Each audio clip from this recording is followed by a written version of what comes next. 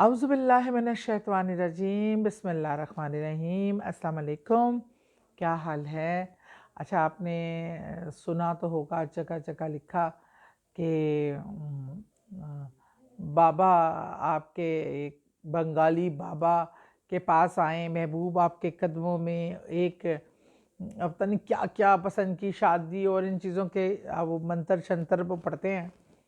اچھا، میں ایک وظیفہ لائی ہوں، لیکن محبوب کے لیے نہیں، ہسبینڈ اور وائف سے زیادہ محبوب اور کوئی بھی نہیں ہوتا۔ سب سے پیارا رشتہ یہ ہے، اور یہی رشتہ بہن بھائیوں کا بھی ہو سکتا ہے، آپ کے رشتہ داروں عزیز و اقارب کے بھی ہو سکتا ہے، آپ کے والدین سے بھی ہو سکتا ہے۔ جو آپ کا روٹھا ہوا ہے، جو آپ کا ناراض ہے، اس کو منانا پیار سے، یہ وظیفہ ایسا جادو کا عمل کرے گا کہ آپ چاہتے ہیں یار اس نے 2-4 دن سے میرا فون نہیں اٹھایا ہے۔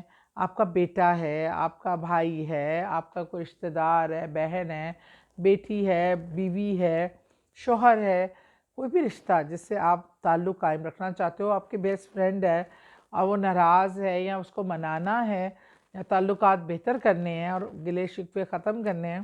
مجھے لگتا ہے ویسے آج کل مجھے بھی یہ کرنے کی ضرورت ہے، تو سب کو ضرورت پڑتی ہے کہ سورہ قریش 13 بار اول و آخر تاک عداد میں آپ نے درود پاک پڑھنا ہے۔ وہ 1 بار بھی ہو سکتا ہے، وہ 3 بار بھی ہو سکتا ہے، وہ 5 بار بھی ہو سکتا ہے، وہ 7 بار بھی ہو سکتا ہے، جو آپ کی خواہش ہے۔